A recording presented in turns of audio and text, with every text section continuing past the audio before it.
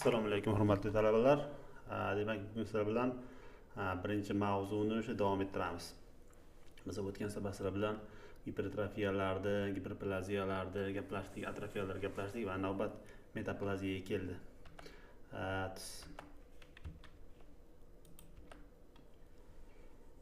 Metaplaziya nima bu?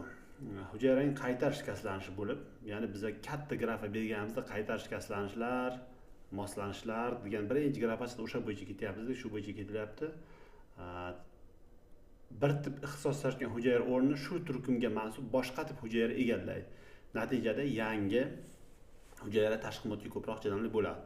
Bunda asosiy e'tibor beriladigan narsa shuki, misol uchun oshqozon yarasi bo'ldi, bitdi va u chandiqlandi, fibroz to'qima o'sdi. Bu narsa bitta to'qima boshqa to'qima bilan almashtirdi. Bezli epiteliy to'qimasi biriktiruvchi to'qima bilan almashtirdi. Mana shu narsa metaplaziya bo'lmaydi. Shunga yaxshi e'tibor bering. Metaplaziya bo'lish uchun o'sha bitta turkumdagi to'qima o'zaro almashinishi kerak. Yassi epiteliy bezli epiteliy bilan bezli epiteliy silindrik epiteliy bilan almashsa, ya'ni epiteliyligicha qolyapti baribir u.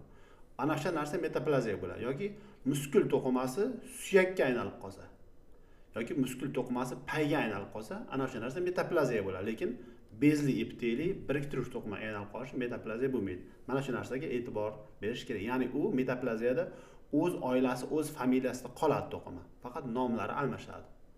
Ismoilov Hasan edi, Ismoilov Husan bo'ldi. Abdullayev Husan bo'lmadi.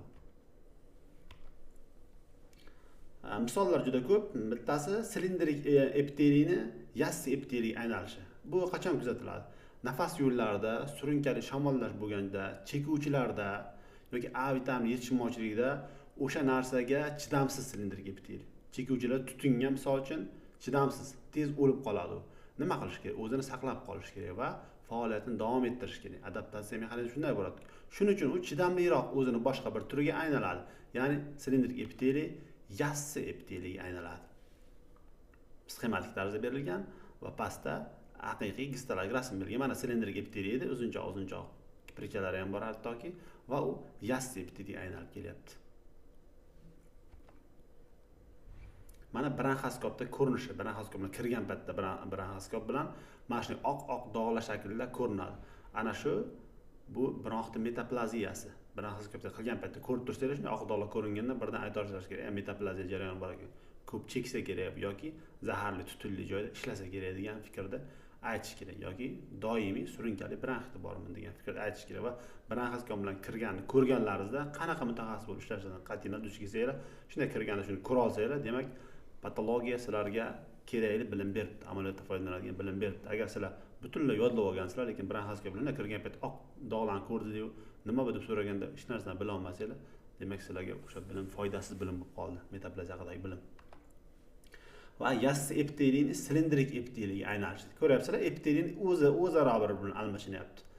Barret qizilungachi yoki endoservikozda barret qizilungachida oshqozonning kislotali shirasi o't yo'li bilan birga qizilungachga tashlanadi. Aslida klapan ishlashi kerak, tepaga qaytar harakat, teskari harakat bo'lmasi kerak. O'sha klapan ishlamaganligi tufayli qizilungachning oshqozon o'tadigan joyda klapan yaxshi ishlamaganligi tufayli oshqozon suyuqligi, o't suyuqligi qizilungachga tushib turadi. Va o'sha narsa o'chada yallig'lanadi. Doimiy zararlanish bo'lavergandan keyin u joy yassi epiteliy unaqa kislotali sharoitga chidamli emas. Kislotali sharoitga aynan oshqozon bilan ichaydi epiteliy chidamli. Shuning uchun o'sha epiteliy shunga aylanadi. Ya'ni yassi epiteliy silindrik epiteliga aylanadi. Mana sxema chiqdi sizlarda. Mana oshqozon kislotali quyilgan, yallig'langan joy va o'sha joy mana yassi epiteliy deb bu bezli epiteliga aylanib boryapti. Yaqinroq ta'sir gistologik hipotoz. Mana yassi epiteliy edi, bezli epiteliga aylanyapti. Mana bu o'sha metaplaziya bo'lgan joy va sizlarga hayotda ishlatish uchun kerak bo'ladigan original rasm, endoskopiya qilib ko'rganda qizilungachdan oshqozonga o'tish joyi o'sha qora nuqta, to'g'ridagi qora nuqta oshqozonga kirish joyi. O'sha joyga kirish mana bunday oppoq bo'lib turish kerak yassi epiteliy. Mana bu qizil joyi metaplaziya. Bronxda ochiq qizg'ishda yoniga oq dog'lar metaplaziya. Qizilungachda oqimtir yassi epiteliy, qizg'ishroq bo'lib ko'rinadi, bezli epiteliy. Mana shu joy metaplaziya. Ana shu narsani ko'rganda metaplaziya bor berdi degan fikrda ayta olishlaringiz kerak sizlar. va bachadon bo'yni. Bachadon bo'yni mana shunday shaklda bo'lishi kerak oxirigacha. Mana bu bachadon kanalga, servikal kanalga kirish joyi. Mana bu haqiqiy metaplaziyaga uchragan joy. Mana bu endi o'zgara boshlagan joy. Ya'ni mana bundan bu farq qiladi. Bundan bu farq qiladi. Mana shu tartib bilan metaplaziyaga qarab o'tib boryapti. Bachadon bo'yni endoservikal deyiladi. Ya'ni plastik epiteliy, servikal silindrik epiteliy aylanish jarayoni endoservikal. Bachadon bo'yni endoservikal degan paytda metaplaziya haqida gap ketadigan bo'ladi. Va biriktiruv to'qima metaplaziyada mushak orasida suyak to'qimasi inyeksiyadan o'sha yerda qotib qattiq bo'lib qoladi. Ana shu joy metaplaziyaga kiradi. Ya'ni inyeksiya qilavergandan keyin muskul tez shikastlanadi-ku. O'sha joy o'sha inyeksiyaga chidamli bo'lib olishi kerak. Shuning uchun suyakka aylanib qoladi o'sha joy. Qaytib inyeksiya o'tmaydi o'sha joyga. Va metaplaziya bizga o'sha joydagi hujayralarni o'zini oilasini o'zgartirmagan holda ismini o'zgartirib, o'sha sharoitga moslashishga yordam beradi. Ahamiyati nimada buni? Amaliyotda yana ahamiyat. Ijobiy tomoni borki, to'qima tashqi zarar ta'siriga moslashadi. Boya aytdim, chekuvchilarda tutun endi yassi epitelni o'ldira olmaydi. Silindr epitellar yoki kislota, o't suyuqligi endi qizil o'ngachda epitelni o'ldira olmaydi, chunki ichak oshqozon epitelisiga aylanib qoldi, u metaplaziya bo'ldi. Lekin salbiy tomoni ham bor ekan. O'sha joyda xavfli o'sma rivojlanish ehtimoli bor. Misol uchun qizil o'ngachga chiqqan epiteliy oshqozonda doimiy kislotal muhitda u yemirilib, yangilanib turardi. Qizil o'ngachga chiqqandan keyin tashqi muhit kislotali emas ekan. Unga sharoit juda zo'r bo'ldi. Endi unga o'lishda ham hojat yo'q. Va bu bo'linib to'xtovsiz ko'payadi, o'lish bo'lmaydi va natijasida o'smaga aylanadi. Oddiy tushuncha va mexanizmga hozir kiramiz biz. Asosiy metaplaziyaga aylanish o'sha yerdagi yassi epitelning o'zi ichak epiteliysiga yoki bezli epiteliga aylanib qolmaydi. Yoki silindrik epiteliga aylanib qolmaydi. Yoki silindrik epiteliy yassi epiteliga aynan epitelning o'zi aylanmaydi. Shu narsaga doim e'tibor beringlar. Darsda o'tilganda shu narsalar chalg'aysizlar. Tagidagi ildiz hujayralar bor. Ya'ni ustidagi epiteliy o'ldi, tagidagi ildiz hujayra ikkiga bo'linadi-da, bitta ildiz hujayra zaxirada qoladi bo'linish uchun, bitta bo'lingan qismi ishchi bo'ladi. Ya'ni bezli epiteliga aylanadi. Soch qizil o'ngachda bo'lsa, o'sha yassi epiteliga aylanish kerak. Ana o'sha joyda o'sha ildiz hujayrasi ikkiga bo'linadi-da, avval yassi epiteliy bo'lib yurgan bo'lsa bittasi, o'sha bittasi bu safar bezli epiteliy yoki ichak epiteliysiga aylanib chiqib ketadi. Metaplaziyaning mexanizmi ana shu o'zak hujayralardagi genlarni boshqa programma yoqilishi. Misol uchun oshqozon epiteliysi kislotaga chidamli, lekin o't kislotasiga 12/3 epiteliychalik o'tga, chunki o't quyidagi o'tga chidamli emas. Shuning uchun qizil o'ngach gastroesofagal reflux bolazmida gerbda qizil o'ngachda kardial qismidagi yalloqlangan joy oshqozon epiteliysi bilan tiklanmayapti, chunki o't suyuqligi ham otilib chiqyapti, uni ham yemiradi. Shuning uchun ham o't suyuqligiga, ham oshqozon kislotasiga chidamli epiteliyga aylanish kerak.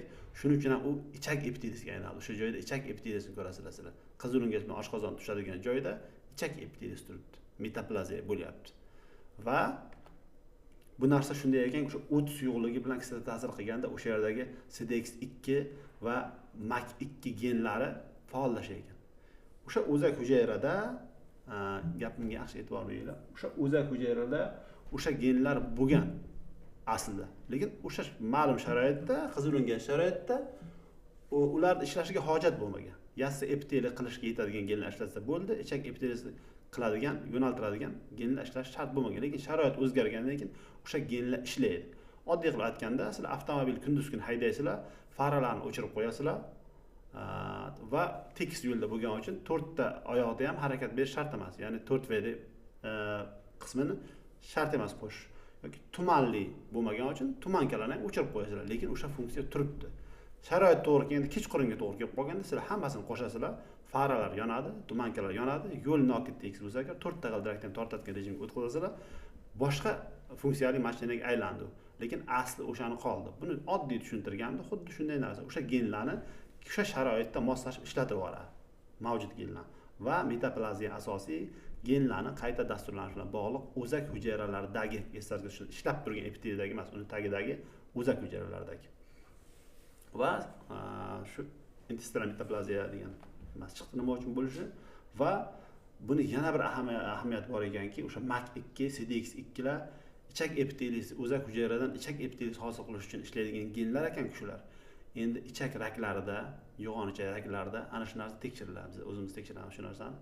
o'sha narsa tekshirganda o'sha genlar ishlamayotgan bo'lsa, ichakda aynan, ichak trakida shu gen ishlamayotgan bo'lsa, demak u ixtisoslashishni mutlaqo yo'qotdi. Ya'ni o'zini kimligini unutdi, aslini unutdi va bu o'sma yomon o'sa, tez o'sa, ana shu narsadan chiqmasligi ekspressiyada o'sha ichak o'smalarida ichak epiteli qiladigan genlarni umuman ishdan chiqib ketganligi prognozi yomon natija ko'rsatadi. Agar men MAC2 CDX lar chiqmadi ekspressiyada, bu genlar ishlamayapti bu ichak rakida desam, agar buni prognozi yomon, o'sma tez ketadi. U o'zini yo'qotgan, o'zini kimligini unutgan o'sma. Ixtisoslashishni mutlaqo yo'qotdi u. Va mikrofotografiya berilgan sizlar turibdi. Mana bu yerda o'sha gerb kasalligida qizil o'ngach yassi epiteliysi, mana bu oshqozon epiteliysi, mana bu qadoqsimon hujayralar esingizga olsin. Uzun yadachlik. Mana shu narsani eslab qoling, ko'rinishidan. Biz ham buni ko'rinishdan eslaganmiz, hech qanday buni tarkibidan, o'lchamidan men bilayotganman. Ko'rganman, shuni ko'rinishdan eslab qolganman. Shu narsa qadoqsimon hujayra ichakda bo'ladi. Ana shu epiteliy ko'rsak, demak shu joyda ichak epiteliysi bor. Demak, qizil o'ngach bilan oshqozon epiteliysining orasida ichak epiteliysi turibdi. Mana shu joy metaplaziya bo'lgan. Demak, qizil o'ngachning kardioezofageal sohaning ichak metaplaziya degan diagnoz beriladi va bu diagnoz o'sha boyagi aytgandek metaplaziyaning xavfli o'smaga aylanib ketish ehtimoli borligi uchun nimani shifokorni ham, kasalni ham nastrojet qilish kerak. Ya'ni sergak tortish kerak birdan. Metaplaziya deyildimi? Sergak tortish kerak bu joyda va mana bu yerda bezli epiteliyni va yassi epiteliyga aylanib qolganini ko'ryapsizlar mana. Bezli epiteliyda mana bular mana bezli epiteliy. Shular yassi epiteliyga aylanib boryapti.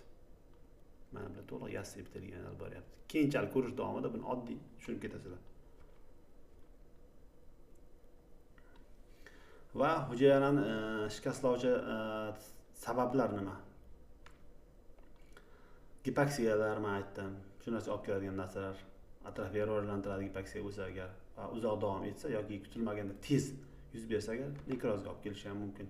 Fizik omillar, mexanik travmalar, harorat, atmosfera bosimi, nurlanish, elektr toki, yuqoridagi o'zgarishlarga sabab bo'ladigan omillar aytamiz. Kimyoviy agentlar, dori vositalar, zaharli moddalar, infeksion agentlar ham yuqoridagi sabablarga shunga majbur qilishi mumkin organizmni va genetik buzilishlar ham, yurak nuqsonlari, oqsillardagi almashinuv ham o'sha narsaga majbur qiladi, ya'ni hujayrani va oziqlanish buzilishlari, semizlik, giperxolesteremiya, oqsil vitamin yetishmovchiligi ham hujayrani shikastlaydi shu narsalar. Va qayta tiklanuvchi shikastlar mavzusiga keldik. Buni keyingi darsda sizlar bilan davom ettiramiz va o'ylaymanki buni juda ajoyib tarzda tayyorlaganmiz sizlarga. Sog' bo'linglar, salomat bo'linglar va kanalimiz haqidagi o'zlaringizga yoqqan videoni o'zlaringizga tibbiyot oliygohiga o'qiydigan tanish talabalarga yuborishni esdan chiqarmanglar. Mana shu narsa bizga aytgan rahmatlaringiz bo'ladi.